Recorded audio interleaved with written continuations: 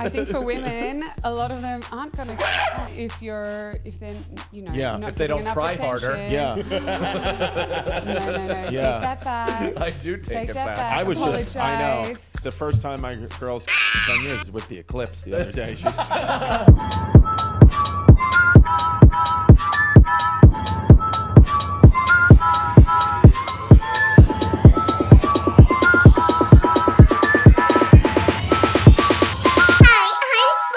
All right, welcome to another episode of Chrissy Chaos. Today, we have with us, as always, Michael Shane Cannon, Vito Baby Mouth Calise, John the Father Grady, and now we have been blessed with a very special guest who's going to answer some questions, and we've never had anyone like this on the show, and we're all very excited. Chantelle, the Sexologist Otten.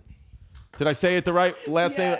Yes, nailed it. So you are a sexologist. And so first of all, we start off slow. What does that mean? Yeah, it's a good question. Thank you. I don't think a lot of people know what a sexologist is. So I'm basically a sex therapist. It's like a fancy word for a sex therapist. Mm-hmm. So my background's in psychology, and then I run a big clinic in Australia where I help people who have questions about sex or any problems. And yeah, I think I'm a bit of like a sex detective. If you have a problem, I need to figure out where that came from and how we fix it. Vito has a question they wanted me to ask you. Vito wants to know, how does he have sex? Is it possible? Vito wants to know if he can have sex. So that Maybe we should talk about that later. $300 an hour. Yeah.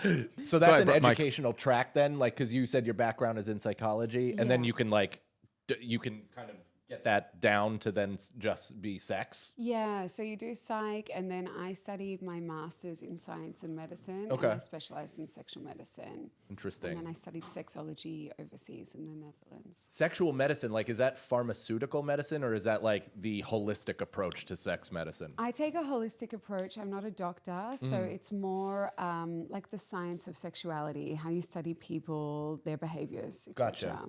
Interesting. Yeah. My friend has been taking Viagra since he's 17, just for no reason. And then he would take it a lot.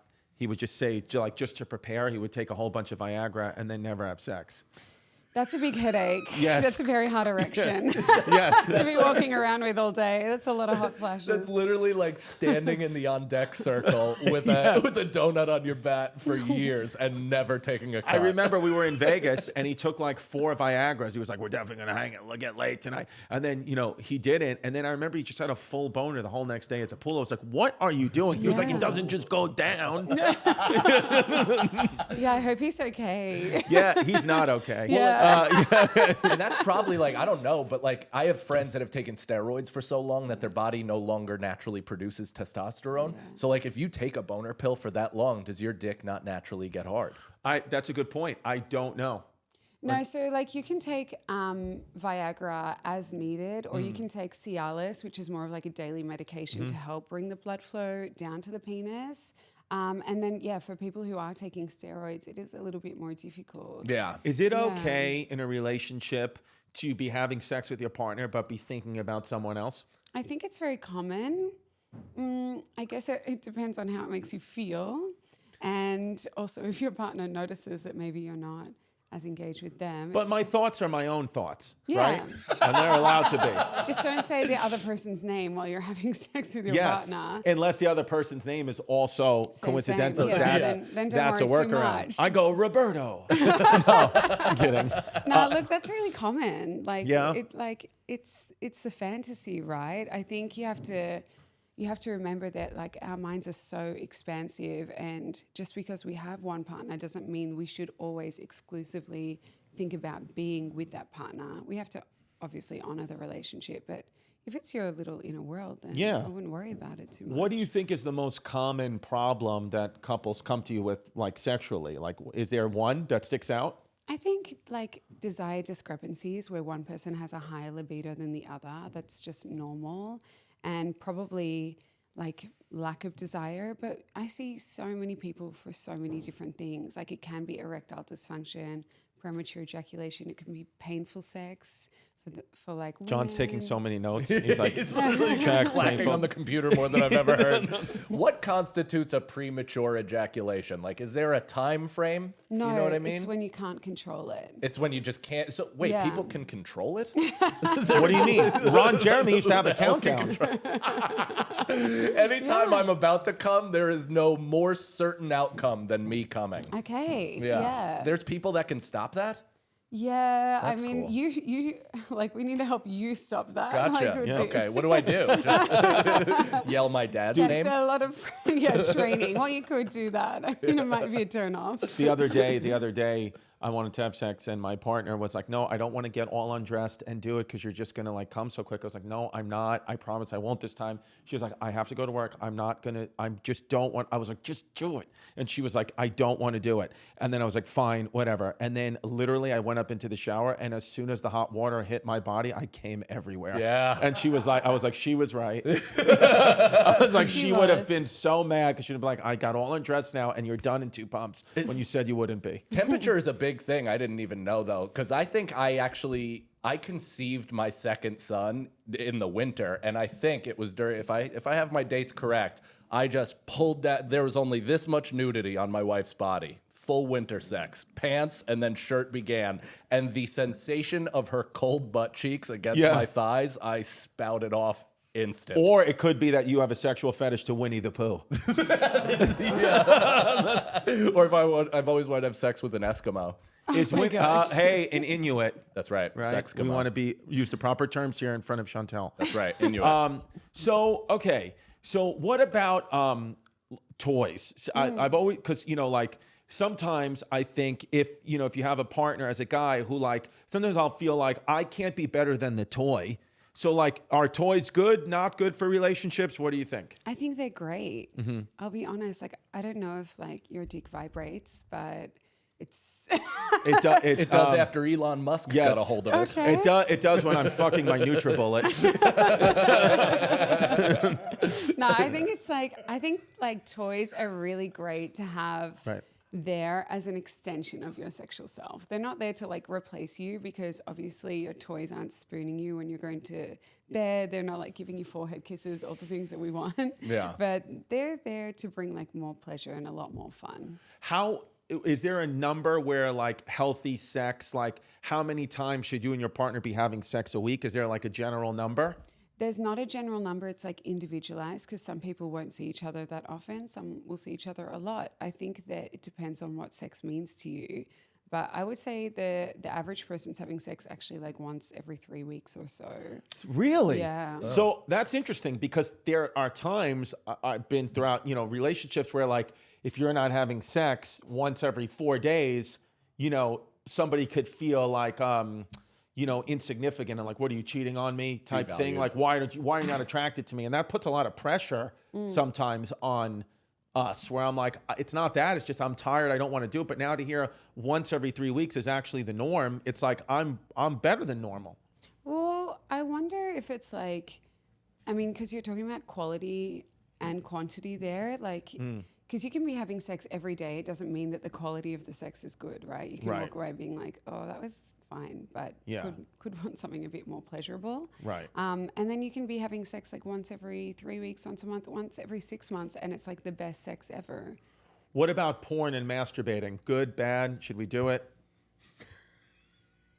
No, because there's everybody's talking about porn now, it not being good, and you shouldn't, and like don't masturbate that much. But then other people say it is good. John gave up porn. Yeah, John I'm gave off up porn yeah. for Lent. And Just in life. I'm rocking with it. You have not watched porn? Not in a while, in a few months. Do you feel like what are the benefits? Like, do you think it has reduced your genuine like sexual energy when you enter the world? Like, I just like don't feel like beating it most of the time. That's cool. Yeah. So do you have more energy, and do you feel like you're like a higher power? I think so. I think it's just like I also like I feel like I didn't have a problem with it, but like it's kind of like a crutch a little bit. Yeah. Like also like because I am single right now, so like I feel like it's an excuse to more John kind of. dated a woman who didn't speak English for a while. Okay. But she did Great. say C. So at least we're there. But maybe have more energy now, like to look for someone exactly. that aligns Yeah, with yeah, you, yeah. right? Yep. You don't have to go, oh, I don't have to go out because I've got porn. 100%. But with a full bag, how do you even keep your dick in those small little alligator hunter shorts you have on? You're still masturbating. You're just not watching porn. Yeah, correct. Oh, yeah. So what are you masturbating to? Rolodex. The brain. His The fantasies. interesting. Yeah. Good The on fantasies. you. Yeah. Good on you. I like do that on the road. I have a bit about it, but I do it on the road. I don't watch porn on the road because I want it to help prep me for the show. Like it gets your mind firing, your imagination Interesting. going, and just you thinking a little bit. Even though it's like sexual, it does do more. I've found that it actually helps my like brain fire a little better. Well, I think that like porn, look, I'm not anti-porn, I'm pro-porn. I think it just depends on the individual. Like it might not have been working for you, but for some people, like they understand its place in their life. Because I think with porn as well, you miss a lot of building that desire and that arousal because you're just so focused on, okay, I know what's going to get me off. Here we go. There's a climax here. There's a climax like here as well. And then you don't really feel motivated to think beyond what's in front of you. Like you don't feel motivated to think about what would another person want or like what's the sensation I'm feeling in my body and what does pleasure mean to me. You're just focused on the climax and getting off, the end goal. How do you take the pressure off sex? Because I think a lot of people feel very pressured to have sex, to not have sex. Yeah, Is there like does that come up a lot in sessions? Yeah, I think that's a huge factor of people's sex lives. I think we need to look at sex as more like a pleasure-oriented task rather than a goal-oriented task because I think a lot of people view sex as like penetration only, orgasm only. And if you're tired or like if you're taking a certain medication, maybe for depression, or if you're having painful sex, like maybe penetration and orgasm isn't something you can achieve, but you can have a lot of pleasure. Like you can go down on someone or you can just make out or you can, feel certain parts of your body and understand the sensations you're experiencing there. It doesn't always have to be like a 3-course meal. So you don't think that you always have to come for it to be like good sex? No. Right. Especially like for see? women. If you're in an accident, not calling a lawyer means you could be leaving money on the table when you're seriously hurt. Your injury could be worth millions, and Morgan is going to get it. I mean, listen, here's the truth, okay? Shaving Vito's back hair is hard. Submitting an injury claim with Morgan is easy. Getting John to be passionate about something that's not a table is hard. Submitting an injury claim with Morgan is easy. If you're ever injured, you can check out Morgan & Morgan. Their fee is free unless they win. For more information, go to forthepeople.com/chaos or dial pound law, that's pound 529 from your cell phone. That's FORTHEPEOPLE.com/chaos or pound law, pound 529 from your cell. This is a paid advertisement. It wouldn't be a Chrissy Chaos episode if I didn't do this advertisement from my car. Where's my son? This episode is brought to you by Twillory. Twillory, performance clothing. And you know us, we are performers. We also like to do athletic things on an occasion. I just wore Twillory on the golf course. I am a brutal golfer. Not good, but boy, do I look fly out there in my Twillory. It keeps you cool. It's performance clothing, so you have absolutely no excuse for stinking it up. You can't say your wife starched your collar too much. That's a tough one not to be able to pull out at the right time, but you do feel good, and boy, is it tailored right to your bod, so any dude really looks just super yoked and in shape. It's fantastic. And guys, Twillory is offering our listeners $18 off, a minimum $139 offer today. All you got to do is go to Twillory.com and enter the code CHAOS18. That's $18 off. Order today. That's Twillory.com, TILLORY.com. I'll do that again. That's TILLORY.com. Promo code CHAOS18. $18 off your order. Got to be $139. First time orders. The first time my girl's come in 10 years is with the eclipse the other day. It had nothing to do with me. She just started bursting. Because I think we're in America we're at the same time hypersexualized, but also puritanical, where like we're all about like sex and America, guns, whatever, but then it's like sex is like a very taboo thing. So it's weird. We're in like this weird place, but I think, sex, do you feel like in order to have a good relationship, you have to be having good sex, or no, not necessarily? A lot of people don't. I mean, your partner's not just there for sex, right? Like they're there for friendship, for being maybe like a good co-parent, for companionship, or like everyone has their own reasons to be in a relationship. And I think that's why we're seeing a lot of people move towards like non-monogamy as well, because they go, I really love my partner, but maybe the sex we're having now isn't what I like, or maybe I have some different types of interests. Right. If they agree, can I get those needs met outside of the relationship as well? So Isn't I don't that just being friends though? Like, isn't there just as much depth and love in friends? Like, we're technically a sexless relationship, right? And I feel committed to you. I feel very close to you. I appreciate that. But even just in intimacy, I feel like we have that. But like, once the sex leaves, I'm not arguing to like prove you wrong or anything like that. I'm just, as a person that means everything to. Like, I couldn't survive in a relationship that didn't have sex.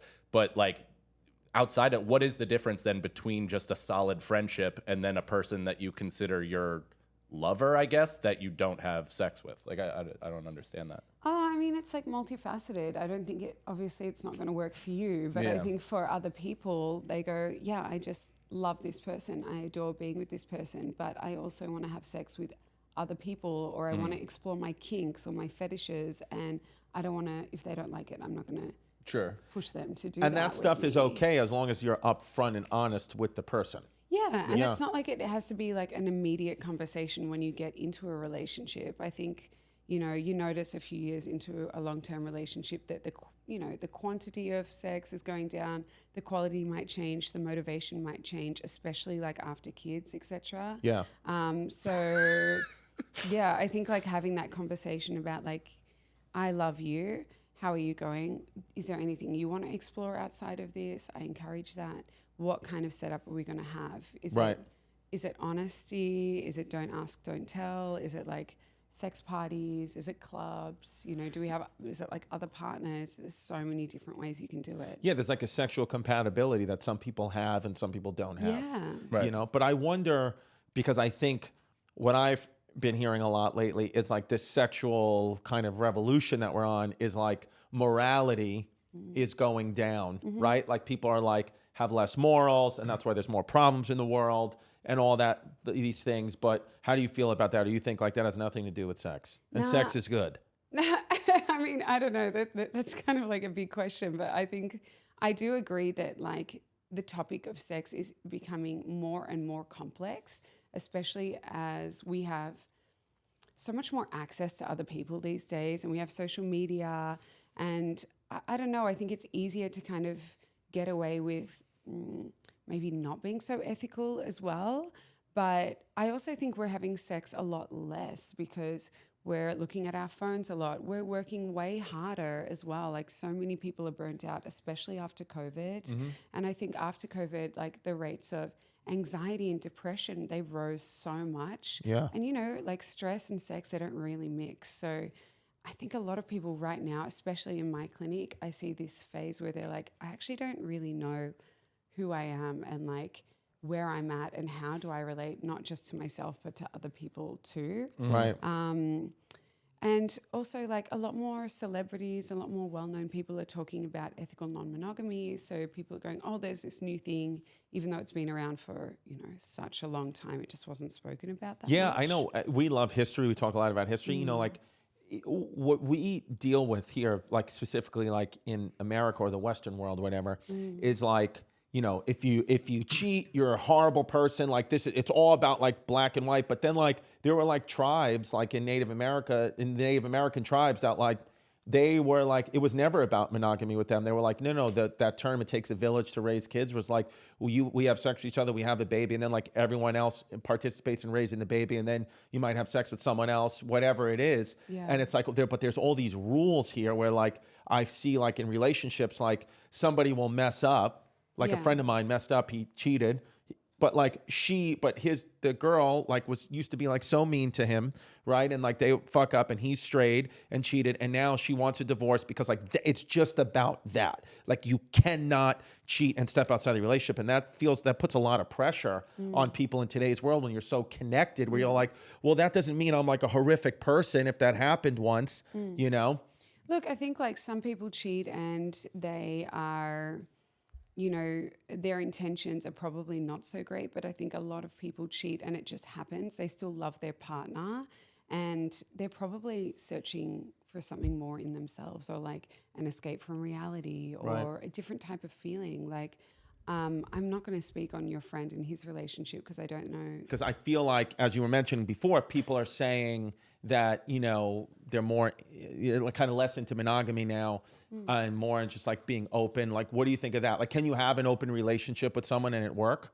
Yeah, I think plenty of people do. I think it's hard. Like, it can be quite complex, and you have to be a good communicator and a good person as well. Like, I think it's pretty easy to be running around and like meeting up with a lot of people and being naughty. I think that's also part of the thrill for a lot of people. Right. So non-monogamy, it's like a fancy word, and I think a lot of people are attracted to it because they're excited to sleep with other people. Right. But it's quite complex. Like, you have to really be ethical about it if you choose to go down that road, and you have to be having a lot of communication with yourself first and foremost. Like, am I doing this in the right way? Do I feel comfortable? And with your partner too. You don't have to tell them everything you're doing, but there has to be a level of like trust and respect there for that to be able to work.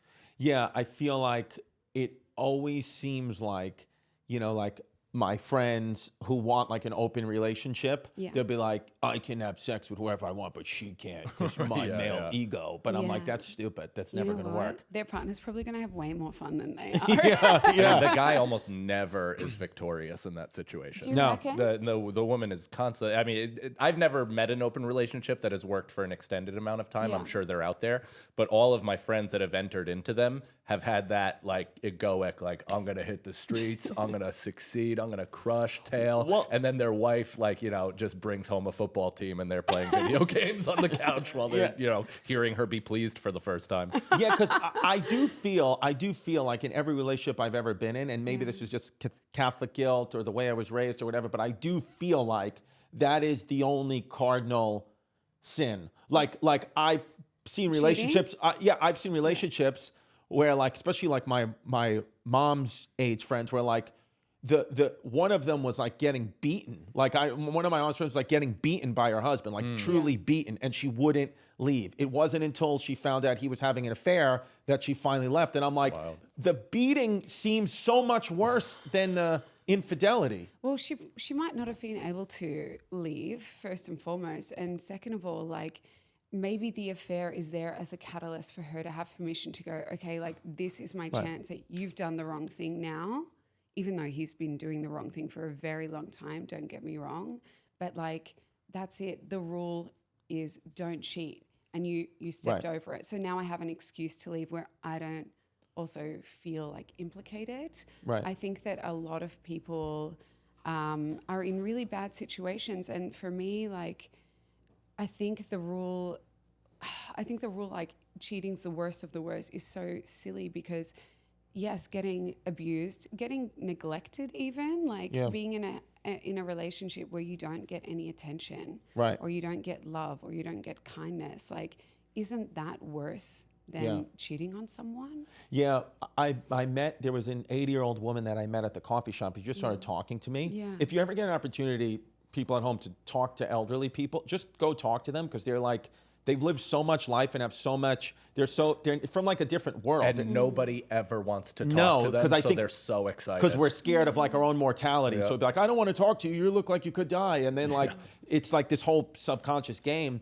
But she told me, she was like, oh, do you have a partner? And I said, yeah, or a wife, whatever. I said, you know, we're not married, but like boyfriend and girlfriend. And then she started talking to me, and like all of a sudden you start like opening up to her about like good things, bad things, whatever. And she was like she was married for 30 years and then she got divorced. She got divorced when she was like in her early 70s. Slay. And so she got divorced and she was like, the best years of my life have been these past, 10 plus years. She was like, because the thing that I had, she was like, my husband, I don't believe ever cheated on me. I never cheated on him. She was like, your generation is so obsessed with that. She was like, he was never kind to me. She was like, so if your partner's not being kind, that right there, if you're not being kind to them or they're not being kind to you, then go find another partner. Whether you have kids or not, all that's irrelevant. She was like, it's all about kindness, not about all this other stuff. Yeah, check yourself. I mean, there's like 8 billion people in the world. Right. You don't have to stick with one person if they're not being nice to you. It's a lot more complex than that because obviously like there's money, there's children, like there's a lot of reasons why people are together. But you deserve to be happy. And you deserve to have fun and a good sex life if that's like a priority for you. But like, I think when we talk about sex, it's so black and white, whereas it's extremely complex. If you think about religion, for example, like religion brings in such an inner narrative that we don't even talk about publicly that much. Right. Like there's so many different rules and regulations that come from religion around sex. Is there is there sometimes where couples come in and you can't help them? Like some people just can't be helped, where you're like, you guys are so far apart sexually, there's nothing I can do. Yeah, that happens. Yeah. I mean, if they want to improve, you can really improve people's sex lives. And you can say, I can get you to like good enough. You never promise the world with anyone because you're not going to reach it unless they want to. They have to put in the work. It's not my job to fix them.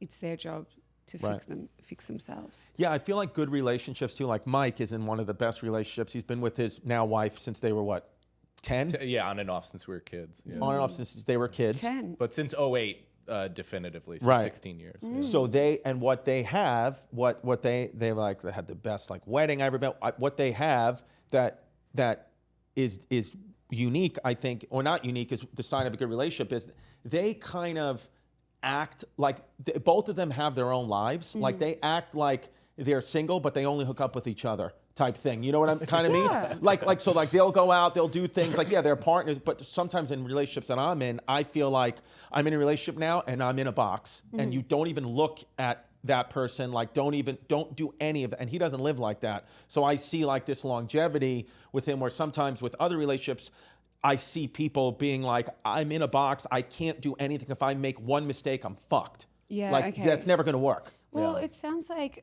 we call that in psychology differentiation. Like you have your own life, you're an individual.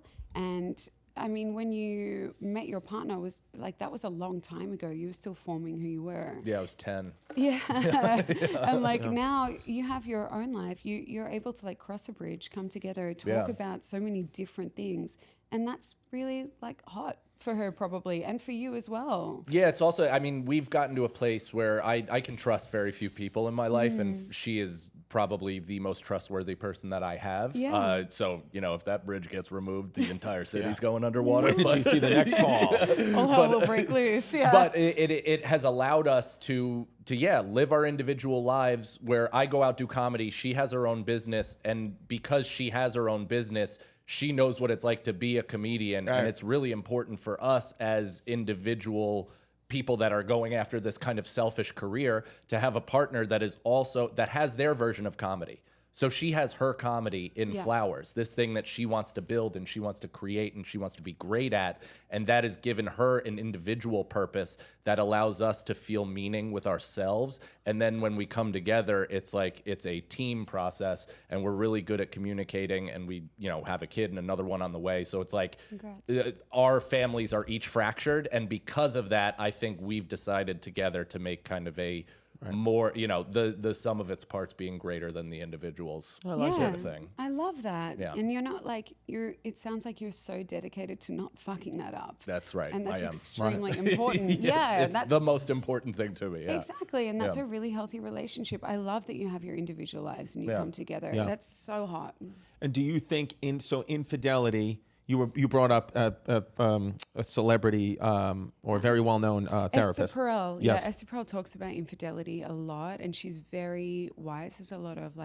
She has a lot of YouTubes and TED Talks and great books, podcasts. But that was probably like the first time that I and a lot of other people have heard of infidelity in a way that's not so black and white. Like there's so much in between, so much gray when it comes to your relationship, and so much that we don't talk about. So how are we meant to know what's normal and what's not? Right. I think for your friends that are like so black and white with it, they probably just don't have enough information on relationships, on sex. Like, we don't really get good sex education. I don't know about here in the US. No, we don't. And from what I've heard, it's not going that's so why They put a well. condom on it. They put a condom on a banana. It's and so didn't weird even why get that. adults that still Yeah. show up to comedy clubs while they're drinking alcohol still recoil at the mention of jizz. Like Yeah. it's like Really? still like this little kid reaction. And then to you have the some sex opposite stuff. bit where guys in the front row like waiting for it. Yes. target out on their No. face. Yeah. Vito, do you have a question? Yeah, so you guys are talking about open relationships and infidelity. Yeah. What do you think about the rise of like polygamy? Like polyamorous relationships seem to be bigger in the last few years than we've ever seen. Yeah, I think that they've been around for like a really long time. I just think they're getting spoken about a lot more. And I think that, I mean, polyamory is like under ethical non-monogamy. And that just means that you have different partners that meet different needs. So, you know, like, for example, if I had a partner that really wasn't interested in talking about basketball, I could find another partner. It doesn't mean that I'm having sex with another partner, but that person's there in an intimate relationship with me. So we can talk about other things like basketball and interests that are important to us. So polyamory doesn't have to mean sex, but for a lot of people it does. See? There it is. See, so we're in a technically polyamorous poly- relationship. Yeah, We you really are. fulfill As the long as other you're talking needs. to your wife about Yes. it, you're Oh, she talking to your knows. partner about She it. knows. Yes. And she's honestly doesn't think just this Yes. is going on. Congrats. Yeah, Congrats she to finds you. long gray hairs on my clothes. She's like, "Who are you? What grandma are you fucking?" I'm like, "Mike Cannon." Where are John? the long hairs coming from? This is post haircut. John, do you have any questions? John's 25 and into women who don't speak English. Nothing that comes to mind. We can talk after the show. Yeah, after the show, and you have a clear mind. my You're clearer number. than all of us That's because true, you just that's have true. you're fully loaded. Not watching porn. Good for you. Thanks, But man. I have a question then. Is it hard to date in New York? What's it like? Because I think it's a different culture here than it is for me at home in Australia. Yeah, I mean, I think so sometimes. I feel like a lot of people are like looking for like a very specific partner, especially when they're dating. So like maybe more first dates than you'd anticipate. Like Are people looking for long-term relationships? If you, I think less so. Like I Yes. think I mean, you hear terms like situationship and like you have like the talking phase and like when are we putting a label on it? So there's like a lot of ambiguity with relationship. I don't know. That's It's my like opinion. built-in Yeah. ambiguity because Yeah. they've like created these kind of weird precursor steps Right. to full-blown relationship that never really they vaguely existed before. Like you'd be talking to somebody in high school and like half hooking up, and then eventually you'd be like, "Will you be my girlfriend?" And that's a Right. thing. But now adults are doing that. Well, Like, because I "Will think you it's- be my girlfriend." I think Yeah. texting, I mean, obviously, you're the expert in this. You could tell me if I'm right or wrong, but I think texting or DMing, whatever, you will say so many things like sexually or whatever that you would never say to them in person in the beginning because you're like, it's difficult doing in person, but you're behind this wall with texting and messaging that's why like all these that's why like a lot of teen pregnancies are on the rise because people are having sex the first time they meet because they've actually built gotten an intimate, had so much connection. intimacy and connection through the phone, but then physically the first time they meet, it's like 0 to 100. Yeah. But wouldn't it like suck as well if you feel this like intimate connection with someone online and then you meet them and you're like, oh, that wasn't real. Like it's Right, very, very right. hard. And I think for dating too, like I think expectations are really, really difficult because I think we put a lot of pressure on people these days, especially when you're in your 20s or 30s, that you might be here building your life, building your career, but because of social media, like you're expected to be here, like very successful, money, a place, like status, etc. I think it's quite difficult. And from the people I've talked to here, you can get a little bit lost, I think, in the city when you're trying to date. Right. Yeah. I would imagine. There you go. Well, John. That's my question. Sorry. That was a good question, I'm John. interviewing you now. I'm so curious about the culture. Yeah, no, I think you're spot on. All you got to do is just get Google Translate, and you're out there doing your thing. That's all John. Yeah. Slay, John. All right. Well, what are you doing for the rest of the day? I'm going to see some friends now, and then I'm going out for dinner with my Aussie friends. I know I see Aussie friends in New York. That's Where are you legit. going to dinner? This one Actually, comes I out next haven't- week, so. Actually, I have no idea yet. It hasn't been organized, but yeah, I'm just excited because a few of my girlfriends have moved here, and they're kind of making their little New York community. Nice. And Could so you move here, you think, to I New would York? love to move here. I think it's great.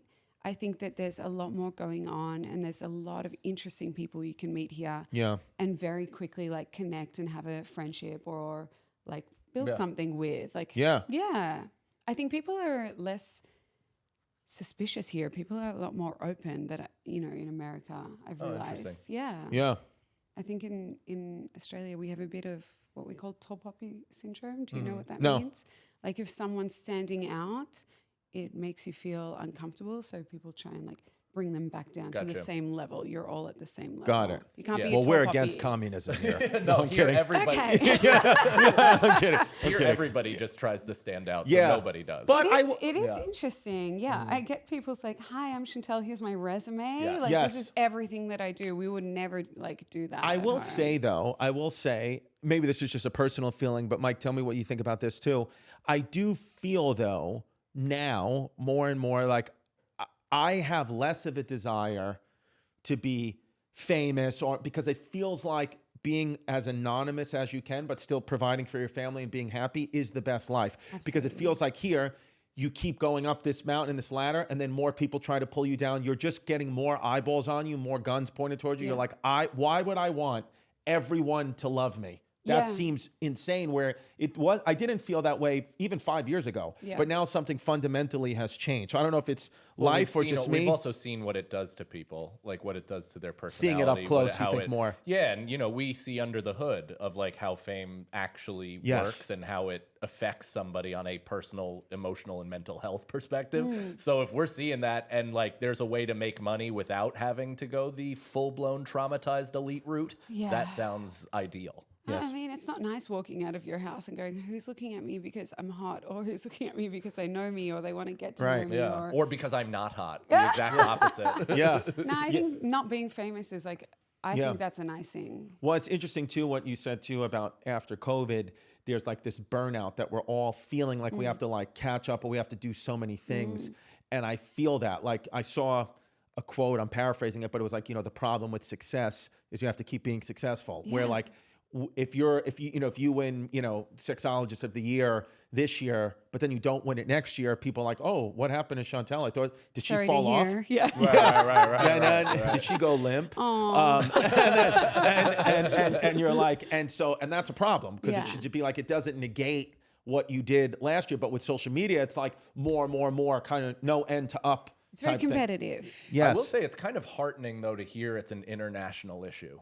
Like I did feel like it's just hyper capitalist and very American to kind of try to outwork your previous self, and especially learning nothing from the pandemic, which could have served as a lesson to settle down and like chill out, enjoy the people that you're that you love, and find what's important to you. But instead, a lot of people, myself included, took it as I need to take this opportunity to like level up, get to a place where I'm concretely providing everything is okay. Things can't knock it off its axis, even a fucking international pandemic. But I think there's two ways to react to it. Yeah. Where other people have taken this opportunity to be like, oh, actually, I'm going to do the exact opposite and chill. Right. Yeah. And I think like on that, it just makes me think of safety and security. Like I just think it's very hard to feel safe when you don't know who's watching you and like who's kind of tracking you. And especially, I don't know, you've got families as well. You two are like well known. Just sometimes you worry a little bit. Like I've had security issues and I'm not like a big deal. It's just at home. But when people find out where you live, or like I've had people come to work, like that kind of stuff is not attractive to me. It's not a nice feeling. Right. And I think with fame, it's not just about like, yeah, you can make money or like you can have more access to things or meet interesting people. But on the flip side of that, like there's a lot of cost that comes with that too. Yeah. There's a level too that I think there's like a perfect level that you can get to where like you can make enough money to provide for your family and get enough access, but not have everywhere you go, you know, people know everything about you. Like you don't want to be famous enough where you're like a story, you know, for nothing. You know what I mean?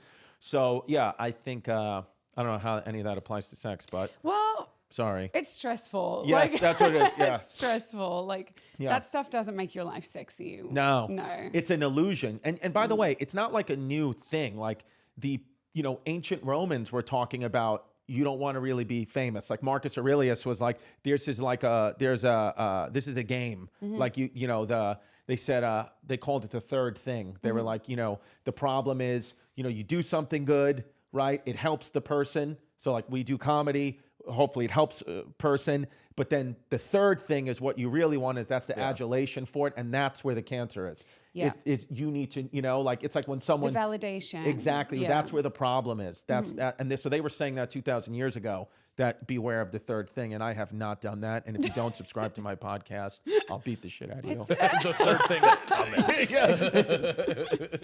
Yeah. All right. I know it's 12. We got to get you out of here. Thank you so much for coming. We appreciate it. That really was thank you very much amazing. for doing it. Answered Appreciate like it. a lot of questions. Definitely made me feel better about some of the ways that I think. So yeah, I just feel like validated. Would you like to plug your social media or anything else? Chantelle_Otten_ sexologist, or just look up my website, chantelleotten.com. Excellent. Love it. Aussie, Aussie, Aussie. Oi. That's it. Yes. All right. Thanks, guys. Thank you. This episode sponsored by Blue Chew, and our guest is a sexologist. It's perfect because I am hard. Guys, remember the days when you were always ready to go? Remember those when you were just rock hard? Yeah, and they're so far in the distance. I can't wait for a refresher. Dude, I want to just get rock hard. I want to stay rock hard. I just want a big fucking hard cock at all times, and Blue Chew's going to get me there. Well, and the best part about Blue Chew is it's chewable. So it literally goes into your bloodstream way faster and gives you a rockin' hard bone that much sooner. And the thing about Blue Chew that keeps me the most rock hard is their tablets are made right here in the USA, baby. Ooh. Absolutely. I'm going to write 1776 on my dick. American jobs. Yeah. Now, and it's all done online, so there's no visits to the doctor's office, no awkward conversations, and no waiting in line at the pharmacy. You just chew it, and you get rock hard. With Blue Chew, I mean, literally everyone's going to know how just hard your dick is, and I want to see it. As a matter of fact, why don't you post pictures of it? Yeah. I want to see, leave YouTube comments with what Blue Chew did for you. DMs or DM us just a picture of the result. You know what I mean? Here we go. Now we've got a special deal for our listeners. Try Blue Chew for free when you use our promo code CHAOS. That's CHAOS at checkout. All you got to do is pay the $5 shipping. So that's BlueChew.com. Promo code CHAOS to receive your first month free. BlueChew.com for more details and important safety information. And we thank Blue Chew for sponsoring the podcast. Prize Picks, everybody. Get in on the playoff action and win up to 100 times your money on Prize Picks as you and the world's best players take the game to a new level during basketball's postseason. You can now win up to 100 times your money on Prize Picks with as little as 4 correct picks. You can turn $10 into $1,000 with basketball, hockey, and college basketball entries today on Prize Picks, America's #1 fantasy sports app. Here's how it works. Steph Curry, the way it works is this. Is players and stat, you pick the players and stat types, you highlight your winnings, and then you have fun. So this week, let's say I'm selecting Steph Curry for more than 29 points and Nikola Jokic for more than 10 rebounds, Anthony Davis for more than 2 blocks, Damian Lillard for more than four 3-pointers made, et cetera, and then that's how you win. You know, you place the bet on what you think's going to happen, the more than or the less than, or the, you know, and it's fun. Well, and can I tell you also, they also offer Prize Picks injury assurance, so that your insurance, so that your entries stay in play even if one of your players gets injured. For basketball games, if you have a player who exits the game in the first half and does not return in the second, Prize Picks will have your back and not count that as a loss. Download the app today and use the code CHAOS, CHAOS, for a first deposit match of up to $100. That's download the app Prize Picks today. Use the code CHAOS for a first deposit match of up to $100. Prize Picks. Pick more, pick less. It's that easy. Like your mother. So Chantelle, the sexologist, just walked out. She left. She had to go do another thing. She's back to Australia. I think she hopped out of here like a kangaroo. She sure did, yeah. And she was great. And she was she just she smells amazing. Yeah, I mean, dewy skin, the whole thing kind of looked like Kylie Minogue, Yes. right? By the way, Mateo Lane, who again we're going to have some content coming out with, it's great, told me that he believes whenever he sees a man doing anything, like just an in-charge, confident man, he assumes that they have a squeaky clean asshole. He thinks that you're not going to be as confident and in charge as you can be if your asshole's dirty. Interesting. What do you think of that? I've never put much thought into it, to be honest, but I guess that's true. I mean, I'm a pretty confident guy, and I'm uncertain about the state of my asshole at times. Yes. So I don't know if it's completely bulletproof. But the way that, I don't know if you do this, but the way I keep my like, you know, stay faithful, stay completely committed to my family, and just like not even like consider the alternative or options out there, is I just assume that every woman, especially the more attractive they are, have the stinkiest pussy on planet Earth. I think that's the only way I can. Yeah, I think about that, and I think about their feet. Yep. Just think about their dirty, stinky feet. It smells like the Ninja Turtles' home between her legs, and I'm like, there's just no way I'm gonna do it. Yeah, and I could see John has a boner through his shorts. Well, who was that kid? That was literally just when we were making the clip of you wearing shorts. I was trying to find somebody wearing shorts in a pool. Right. And then we found this kid. And then I used him. That wrap was amazing. Vito, we put Vito in charge of ordering the breakfast today. And what kind of wrap did you order? What was in that? That was a Greek wrap. Which had? So it had scrambled eggs, roasted red peppers. And a big ego? And chest hair? Feta.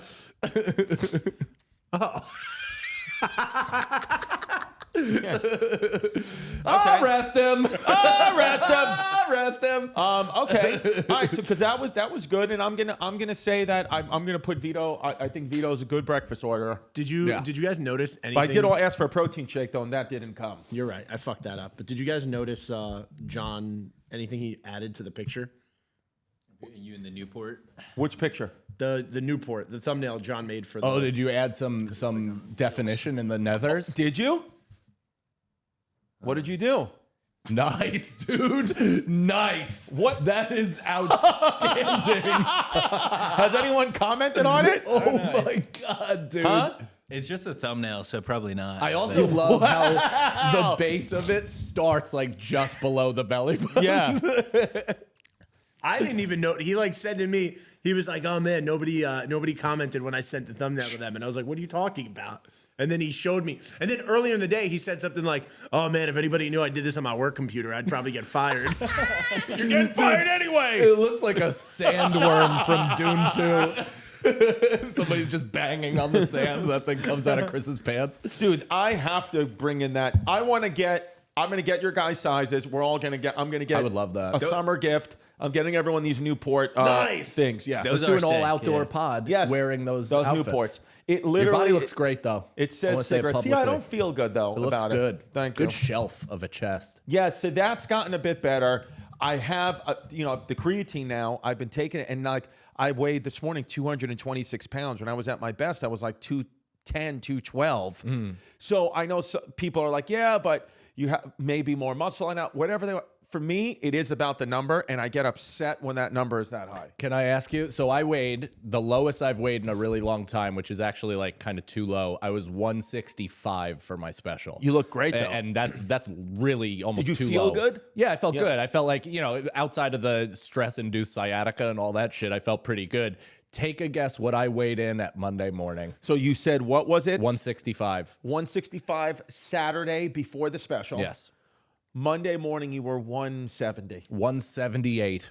What? I was 178. I put on 13 pounds of dessert and water weight, and now I'm all the way back down to 168. Like, my body fluctuates that crazy. It holds on to all this shit. Like, it's like... What did you eat?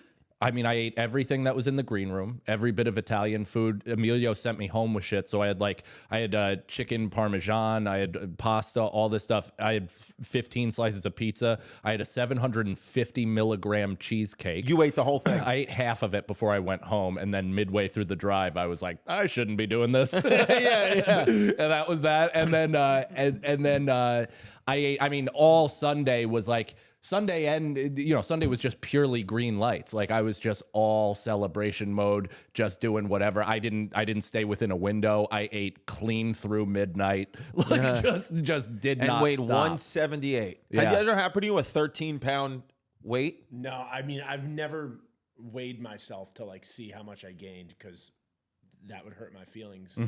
When's the last time you've weighed yourself? I don't weigh myself. I go by clothes. I really don't believe in like scale, especially like I carry weight a lot heavier than I look normally. So people would be like, I cannot, like, when People would, if I told somebody my weight, they would be shocked by how much I weighed. what is it? I don't know. I haven't weighed myself in so long. What do you think good. it is, if But you had for to guess? example, when I'm my lowest, like when you met me, like when I first lost all the weight, a lot of people were like, oh, what are you, like 190, 195 right now? And I was like, I couldn't get below 230. You were 230 at your lowest. I was 230 at my, like, when I was working out, like, right before the pandemic. I got down from, like, 370 or something, and I got down to 230. But your like frame is made for that. Yeah, so I can pull up Like, a if picture. you went down to 180, you'd look weird. I got down to 198 in college. I'll show you a picture. I look fucking freakish because my hands and my feet. Let me see Right. it. Yeah, you probably look like a caricature artist drew you, John's got nice big fucking thighs. right? Milkers. Yeah, John's got like a softball woman's body. John and I have actually have similar. Are you Irish? 100. Yeah. Yeah, so we have these shapeless Mick legs that are the exact same width from our hip to our ankle. And it's just like a stone girder that has been built to hold up castles. Do you ever have body dysmorphia, John, as a young man? Yeah, for sure. What do you think? Like, some days you think you look good, some days you don't? Not so much anymore, but when I was younger, I was already pretty thin, and I would feel like I have to diet like crazy. Yeah. I would You would just, feel like you have to diet? yeah. What do you mean? Like I would, when I was like working construction over the summer, I would like only eat watermelon, for like. No kidding. I swear to God, yeah. I lost like. Who were 20 you working pounds. with? Like it was from my dad's construction company. Oh, wow. So a bunch of what kind of people did he employ? south of the border? No, I'm kidding.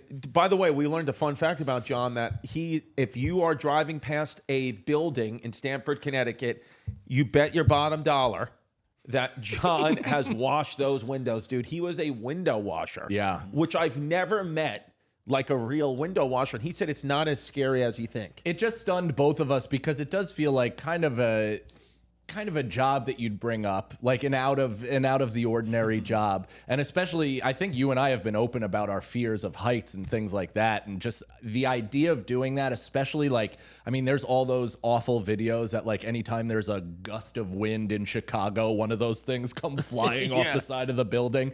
And it's like, to imagine that being a possibility, I can't believe you did that, dude. Yeah, dude. Yep, it was cool. I mean, and you think, would you go back for the Patreon? Would you get back on and wash a window? Absolutely. With a GoPro? In fact, my cousins that Mike met at his show at the special taping, they still do it. Like every Wow. day. Yeah. So could we, but like legally, like we couldn't film an episode on the window washer. You probably could. We probably could do it. I mean, But I just have to sign all these papers, right? no. I mean, I could go do it. I could still drive an aerial lift. So, Dude, let's do this. Are you locked in though with multiple harnesses? yeah, all the time. You have to be. What's the only way you can die?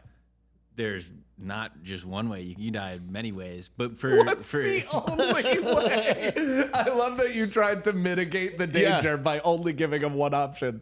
I would say with like driving in like a 80-foot aerial lift, if you go out, like there's a lot of balancing mechanics in there, but like if you do go off balance, you're dead. Like so what happens basically is, the arm is like 80 feet. So if it tips at all, it'll like kind of, you're attached to it. So you get slingshot it into the ground. Dude, my father-in-law Jesus. used to operate the cranes that worked with the transit authority. He owned them.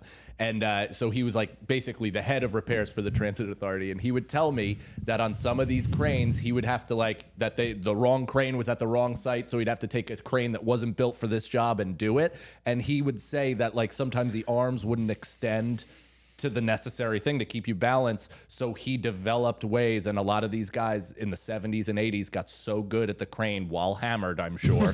They were just teeter-totter, literally balancing up on the crane while they're swinging things 100 feet in the fucking air, placing things in perfect precision, but he's technically leaning on the left front corner of the crane, and then once he drops, he's got to slam it back and then just land it back into on the axis. It's like crazy the way he was explaining it. I'm like, none of that is by the book. No, but most construction jobs are probably not by the book. They're breaking I think rules now more. every day. I think now more. Yeah. All the time, yeah. I mean, yeah, I couldn't believe though that like you were a real window washer, but it does kind of feed in.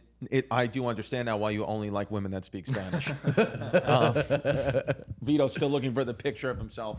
Did you find it? I got 3 examples for you. So Let's you look can at see. Vito's big, oversized head and hands. Yeah, does it look like you're just wearing Mickey Mouse gloves? By the way, Vito, speaking of oversized hands, they invited me again to do the Bernie Williams softball thing. So we'll go do it again. Yeah, Can I come? Yeah, of course. I wanna yeah. come. It's not far from you. Sick. It's in Tarrytown. Oh, let's go. Right? No, not Tarrytown. Ridgefield Playhouse, Connecticut. Field Playhouse, yeah. Yeah. All right, so that's me at my like biggest. Oh my God, dude. Wow. Dude, you look insane there. Yeah, that's- I didn't think you were ever that big. That was my biggest. That was 340. You look like a Wayfair beanbag chair. You really do, dude. Wow. And wow. So like what? This is after that. What would you think I got down to here? Okay. 210. Yeah. I would say 210. I couldn't crack 230. So you were still 230. Yeah. Dude, you look unbelievable. Unbelievable like there. Actually, like jacked. The other one, go back to the other one. The other one, you have as big a head as Mr. Met. That I can't. Now, how did you feel? How does this guy feel? Like, what did the fat guy, what did you feel like every day? Or were you just as happy and having fun as the other guys? No, I was like, that was like when I was like going, like I was drinking, I was doing lots of cocaine. Yeah. Right. Doesn't Coke make you skinny, though? It doesn't. Not if you're already big. It actually just like you can eat through it. Yeah. The first time I did Coke, 6 a.m., I did my final line of the evening with my buddy Tim, and I literally took it, and then he took his and looked back, and I was sleeping while grinding my teeth. Like this guy wasn't going to the gym. Like what would you do? What was a normal day of eating for you, for real? What was that guy eating? well, okay, so I worked at Sirius. So Okay. easy lunch is just Chipotle downstairs. But not a salad, like a wrap. Like A burrito. burrito, A yeah. burrito with like cheese, guac, rice, everything. Because Chipotle, you can get healthy, but I would go not healthy. Or I'd go to like Melt Shop and get like a fucking burger, like, or go to Five. Like Sirius is in Midtown. You where- didn't consider for 1 second, like, let me put something good in my body. You were just like, taste whatever No, I tastes just the literally best. was Not like, drinking water, probably soda and juice and stuff. I actually never drank soda really. I've never been a big soda guy. right. That's lucky. I don't Water. like- So you would drink a lot of water. I only drink water. For breakfast, I would go to Metro Cafe, also in that used to be down there, Yeah. and I would get a bacon, egg, and cheese, but also with sausage. Damn right. So bacon, egg, and cheese with sausage. Yeah. Wow. I used A to get bacon, that sausage, before egg, and cheese. Soccer 2-a-days in high school. Sausage, bacon, egg, and cheese. Would you get anything Yeah. on the side, a muffin or a piece of cake, or just No, just that. Sometimes maybe like a pound cake. Like Yeah. and then for dinner, I don't even remember what I'd eat for dinner. I would like. there was no rules. There was no rules. No. And there was no time. There was no stopping the timer. Eat Nothing. late, whatever. Didn't care. Go out 4 or Did 5 you nights a week. consider rules? So this is what I mean by this is like when I was eating and living in this way, I never considered rules to even exist. Like I didn't think anybody kind of had a diet or any kind of direction that they were heading in. Did this version of you, were you thinking in the same way, like almost octopus reaching out to grab whatever you could to shove into your face? God. Here's the thing. I had gained Look it. at him. I had gained it from here. Wow. Oh, so that was. So that's what you normally used to look like. Your arms I- are huge though in high school. I lost weight to get to here. So I was as big as you just saw. In high school, I was that big. Oh wow. Then I lost weight and got down to there. But then you never really gained it from there. No, from here I got Then he got big to again. here. Yeah. Oh, so you've went through this cycle a couple of times. Yes, and I'm But afraid I'm on my way. No, I don't think you No, can no. anymore. I think you fundamentally changed I don't think you'll eat because you would stop the timer at this point. Yeah, like Also, you may you also fluctuate. hang with two physically vain people, so that actually helps. Yes, because that's the thing with fasting is like you'll maybe like gain a little bit, like I'd gain 10 pounds or whatever, Yeah. but you're never going to gain 40. You can't if you stick to the rules. You just can't. It's impossible. John just sent me something. I don't know if it's a picture of myself. Let's see it. Hopefully it's... No, oh, that's wow. at Sirius, so like that's the same era as this. It's not high school, but yeah, it was Who's pretty- that you're with? That was Nerys, who used to intern on Ron and Who's Fez. that girl that you look like you're about to pet to death? So, but Nerys. then I lost weight down to that was like my skinniest. So this How old were you there? I was 19. So I got to college. And then when I got to college, my freshman year, that January, I saw The Fighter with Mark Wahlberg. And I was like, that guy's back looks better than my front will ever look. I went to Shake Shack. I had 2 double cheeseburgers, 2 orders of cheese fries, a milkshake. And then I just ate chicken and broccoli for the next love that. year, biked every day. Didn't really go to the gym. So that's what's funny here. I didn't really work out. Like I biked everywhere. This is when I started biking. And you really stuck to, like, you didn't have a cheat day. Like, every day of your life was pretty much chicken and broccoli. It was almost like you were, had on the spectrum. Exactly. Like, Yeah. that's what I eat. That's what I eat. Yeah, you're just fueling your car. Yeah. So I would bike I worked at Chelsea Piers at the time. I would bike there for summer Chelsea camp. queers. I would My dad would always say. I like that way too much. I really love that. He would always laugh. I would bike there in the morning. I never really was a big breakfast guy because like I would just start my day. So, and I believe fasted workouts I've been into since high school. Right. Well, not from those pics. No, here. I mean, like, sorry, not since high school, since this. Yeah. So I would go to Chelsea Piers, and on my way in, I would get a Greek yogurt with granola for breakfast. Then I would grab a salad with literally just spinach and grilled chicken with no dressing, nothing else, just 2 ingredients, spinach and grilled chicken. That would be my lunch. For dinner, I would eat on the Foreman grill a whole fucking serving of turkey, of like ground turkey on a Foreman grill, like the entire tray. Nice. Yeah. Wow. I But used to no do that. bun, nothing. Nothing. Grill it. Have that with broccoli. I used to do that too, dude. That was my That's dinner. meathead shit. How long That did is you true stick meathead to shit. just that? Like, for real, how long was it, like, literally? And also Saturday and Sundays, were you doing that same meal as well? Dude, I didn't go off of this. And almost never eating out. And that's why I gained it back, was because like I did not. That's not sustainable. I Yeah, did yeah. not set myself up for success. I wasn't going to the gym. I also like I didn't my freshman year of college. I went out like a lot September to like January when I started this, and then once January hit, I went into like a shell, and I didn't have a social life until like I got back to college sophomore year. Right. But were people like, holy shit, Vito, Yeah, no. you look unreal. People were shocked when I came back because it was still like I had not like How quick did it take you to get blown when you came back thin? dude, honestly, I was a terrible person when I lost weight Right. because like I had this mentality of like the only thing that was ever wrong with me was being fat, and now I'm not. Yeah. Interesting. So I was very cocky. And Were like you ripped too? Did you get like abs and stuff, or you never really no, could well, get that? the extra skin is like Wow, so you were like the kid. What is that? Patrick Dempsey in that movie where he's cool by association, Can't and then Buy he Me turns Love? into a cocksucker. Yeah, you're like that guy in the high school movie. I was a fucking monster, and like because I felt like I was like, oh, I have funny fat guy energy without being fat. I mean, it does. It's the Yeah, it exact looks- same face. Vito, you look like Wreck-It Ralph, and you look like a Mexican girl. All right, wait, but you said to me before that when you called me Wreck-It Ralph, it didn't mean it wasn't fat, and now I just showed you the fattest possible picture No. of myself, and you're saying it's Wreck-It Do Ralph. a whole body. No, your face here looks like Wreck-It Ralph, but the body. It also just looks you like a have baby. Wreck-It Ralph's body. I do. Which is a good. Look at how big his hands are, and you're just a big burly guy. Yeah. Like Wreck-It Ralph can't get to 190. I'm very square. Yes. Yeah. I'm very square. But yeah, so I got that went down to this, and then this went to the one that you said looked jacked. And then this was like even more cut. What year is That's that? full Kevin Smith one seat on an airplane. Yeah. That is- that was after this. So this was like when I was on a powerlifting regimen. Yeah, you can And tell. then here was more just like That's too thin. was like slimming down. But like yeah, like I don't think my features matched. What Vito do you like the best? This one. Powerlifting, If I Vito. could get back to there, I'd be really How happy. far away from that, Vito, do you feel like you are? Because you look like that, Vito, right now. Yeah. It's being married. It's harder. Like, it's just also working at a ballpark where it's hard to eat. Like, John will attest to this. A lot of your dinners like are just at the ballpark, so it's like, and you get meal money. Yeah. So it's hard to like go eat the salad every night right. when you can go get the fried rice or something else. Right. But like I go to the gym 6 days a week. Like I feel physically strong and everything. Did you go but today already? I did, yeah. Wow. What time do you wake up to go? 5:50. You get up out of your bed at 5:50. 5:50. I lay my clothes out the night before.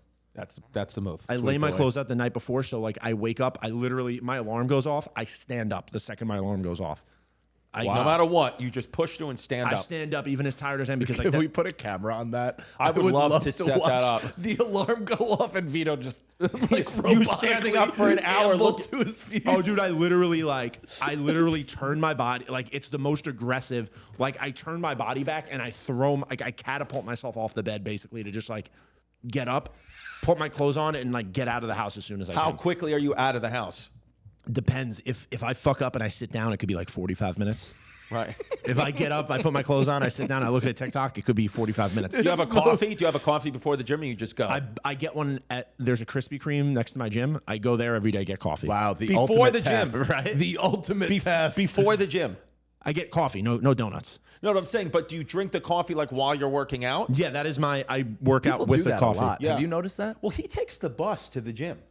That's insane. When he told me that he wakes up and then takes an actual public bus Right. to the gym and then goes to the gym and then takes the bus back and then showers, then it comes to work. I was like, that is insane. Well, Is it because of how good the gym is? Like you just love that gym, or is there not one? No, closer? it's close. It's like it's a 5-minute bus ride. Okay. I prefer to city bike, but my wife started going to the gym with me, and she's not Gotcha. able to bike. Yeah, like yeah, yeah. she's just not good It's on a terrifying bicycle. to bike in this. Yeah. So, but what happens if the bus is delayed? Does that piss you off or ever make you be No. like, I don't want to go to the gym now? I use the MTA bus time app. It's a block away from my apartment, so I just once it says like 5 minutes away, I run out.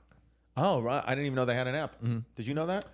Yeah, I used to take the crosstown 79th over to stand up New York. The only time. the bus is underrated in New York. Really? Yeah, The bus is like New York City buses. People don't like the bus for some reason. They only go subway. Depending on where you live, bus is the way to go. Which is crazy considering the Foot Clan is running amok amongst the subway Seriously. right now. It's like at least the bus is above ground. It's lit up. There's cops that you could like There's a call driver. over. There's a bus driver who's out there with you. For real, like the bus to me is a far less threatening mode of transportation than going subterranean and dealing with the scabbed lunatics Dude, of the city. Venetia, who works with me on the Christeries podcast, which is coming back, where we got those coming back in a month. She was on the train last week, texting me and said, "Hey, like, if you're taking the one train, just know there's some delays. I was just standing next to a dead body." And I was like, "What?" Whoa. She goes, "We were all on the train. There was a guy laying on like the little 2-seater, like homeless guy with his head over, with blood coming down his body. He had just been stabbed to death, and that didn't even make the news." It was a train that she said she got off the train and they said, "Oh, train delay, unresponsive person." And she was like, "I was on the train car. It was a dead man bleeding Jesus out that Christ, didn't man. even make the news." Yeah, sick. But raise the prices, Yeah. like definitely add some tolls. Congestion Why not? prices. Yeah, fucking jack up the budget, Guys, tell us on the YouTube comments what Vito you like and what Vito you want to see.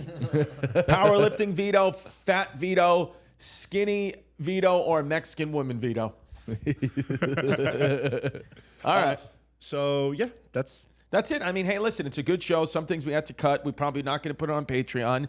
But we are open to be mocked at every so Yes. if it involved us, we would expose and let you guys see. But when it involves somebody else, we're can't not gonna do it. Yeah, we can't do it. The phone call we had, dude. By the way, the Italian woman manager on the phone is just. I always have to tell him, like immediately, "Hey, by the way, you're on speakerphone. I'm in the car with my family," because he'll like sometimes call me and be like, "You gotta see the ass in the city," and I'm just like, "Dude, can you just ask first?" So that's another phone call that we have to edit stuff out because he just started going on a fucking tangent. He's done that Yeah. same but thing. we have to where cut the then- whole phone call. Yeah, we have to delete the whole phone call. Should I call the Lincoln people right now? The Lincoln Navigator? I think this was a fun day. This was a good day. Come see me, ChristyComedy.com in the UK and the Netherlands. Patreon.com/ChristyComedy for all the fun. MikeCannonComedy.com. Yeah. What are your dates? I'll be in Emmaus April 27th with Mike Feeney and Brendan Sagalow. May 11th, I'm in Poughkeepsie at Laugh It Up Comedy Club. May 16th through the 18th, I'll be in Batavia, Illinois. And more dates this summer. And yeah, keep an eye out for the special dropping in a couple months. Like and subscribe to the pod, please. Turn on your post notifications. That really, really helps us. YouTube.com/ChristyComedy really helps us a lot. Chrissy Chaos on Instagram. That helps us a lot. We're really trying to grow this show. Chrissy Chaos Pod. Oh, yeah, and turning on post Chaos notifications is huge now. Like, apparently, that's like the only way you can really see the content that you want to see. So if you guys love the pod, just go to the actual account, click turn on the notifications, and then you'll see every Get single those post. push noties. Get those push noties. Chrissy Chaos Pod on Instagram. ChristyComedy.com on YouTube. Don't be wag. Don't be wag. Weak and gay. Even though gay people are strong and powerful, don't be wag. Go douche yourself. Season 50. Season 50 SNL host coming your way. That's right. Life is precious. Don't ever make a joke. Yes, Otherwise, that's it. Or else you're going to get arrested.